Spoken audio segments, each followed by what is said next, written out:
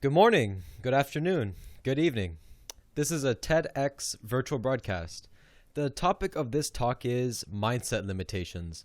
Do you truly know what you can or cannot do? My name is Vitale Diamandis, and this is a continuation of my story that I talked about at the Front End of Innovation conference last year, titled Age Does Not Define What You Can or Cannot Do. The link to that previous presentation will be in the description below. Now, let's talk about mindset limitations. I want to pose a question to all of you. Have you ever asked yourself before doing a substantial task, I can or I can't? It may be a good idea to do something that defies commonly accepted norms from time to time for the sake of your development. You know that most cars have speed limiters? Even though the speedometer may be rated higher, the car's power will be cut off at a lower speed. Our minds have similar self-imposed speed limiters or mindset limitations, and surpassing those at the right times and at the right places will open up paths to reach better true potential. Let me illustrate. What if I were to ask you to walk on the edge of a roof that's 2 feet wide and, say, 12 stories high off the ground? Would you do it? However, if I were to draw a 2-foot wide line on the ground, you would walk it without any problem. It's the limitations that we impose on our minds that prevent most of us from taking action that seem very risky in our mind, while exactly same actions in a different surrounding would not even raise an eyebrow. Another prime example of self-limitation is fear of public speaking. We ask ourselves, what is the worst that could happen? Yet our voice still shakes and we forget words. How about fear of failing? One of the most powerful drivers behind I can't. Not everyone understands that if you don't try to accomplish something, you are already 100% at a loss. Even a 1% chance of success is better than none. Allow me to illustrate these key points by talking about an example from my life. For me, I like to build things. I've made several electric skateboards. This one went 37 miles an hour. My mom made me wear a motorcycle helmet for it. I also built a gasoline-powered motorbike by taking a cruiser bicycle and putting a lawnmower engine on it, all by the time I was 13. It was because of these accomplishments I was invited to speak at the Front End of Innovation conference last year at age 13. Could I do it in front of 500 professionals? On camera? Yes, I certainly could. As a complete joke, at the end of my presentation, I asked the audience if anyone had a spare car for me to work on and that we could make some sort of deal. And what do you know? 6 weeks later, a totaled Mazda Miata showed up at my front doorstep. My mom purchased me a totaled car at an auction. There was severe back damage. She said, "Here, Vitale, your next project. Sorry I didn't ask if you can or cannot do it. I know you can. By the time you're finished restoring it, you'll be ready to get your license." Reality struck me.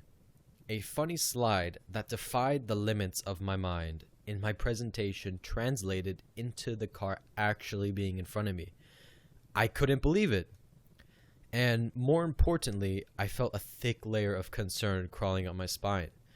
I don't have any knowledge on how to fix a car. I don't know if I'd be able to restore it. What was I going to do? I never seen a car this severely damaged, and nobody my age has taken on such a challenge. Yet, the car had already arrived, and there was nothing I can do to revert this. What a mess this car was. What would you be feeling if this was in your garage all mangled up? If this was your car put in front of you to repair, how would you answer the question, can I or can I not? I asked myself this, and there was no doubt in my mind that I could. Although it went against what I realistically believed I could do, I pushed my mind limits outwards because after all, I asked for this myself. So I went to work. I spent countless hours in the summer heat. The only option I had was to research as much as possible and fix the car step by step. First, it was a small cable. Then I proceeded to teach myself, with the help of YouTube, to repair various larger components of the car. I learned plenty of skills in the process. This is me welding my exhaust back together. The car also came with a manual transmission, so I learned how to drive stick shift on a gaming computer. You can see on the right there's a gear shifter and there are pedals below me. I continued doing a lot of work myself, but I did need help on a few things. I had a professional shop help me straighten the mangled rear panels and paint, but I did help them to do that. And after that, I sorted out the last repairs by myself. After 6 months, the car was finally restored to its original condition. By the way, do you know how painful it is to restore your car but not being able to drive it on public roads legally for at least a year? That's how long I had left until getting my driver's permit. But the story does not stop there. I asked myself if I can turbocharge my car or not, doing all the work myself. I stretched my mind limits and said, I can. I took the car on a track. It was a private event, so I was allowed to drive without a driver's license. I had a great time.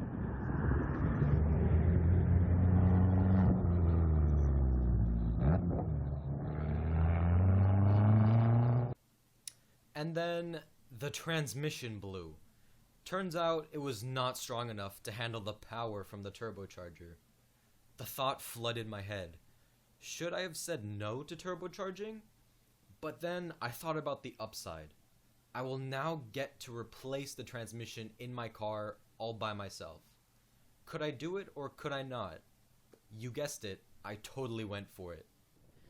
Although extremely difficult to install, I put the new transmission in. I was so happy, I literally felt like this.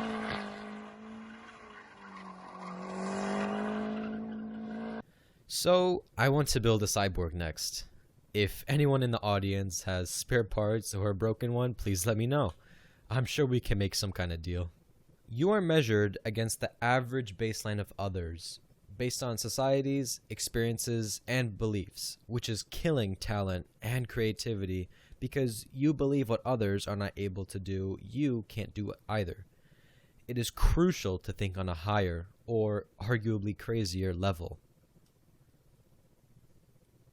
Prepare for the imminent challenges and dangers of surpassing your speed limiter. And don't be discouraged by the challenges that come in the way of your passion. So, back to the question in the beginning. Have you ever asked yourself before doing a substantial task, I can or I can't? What would you say now?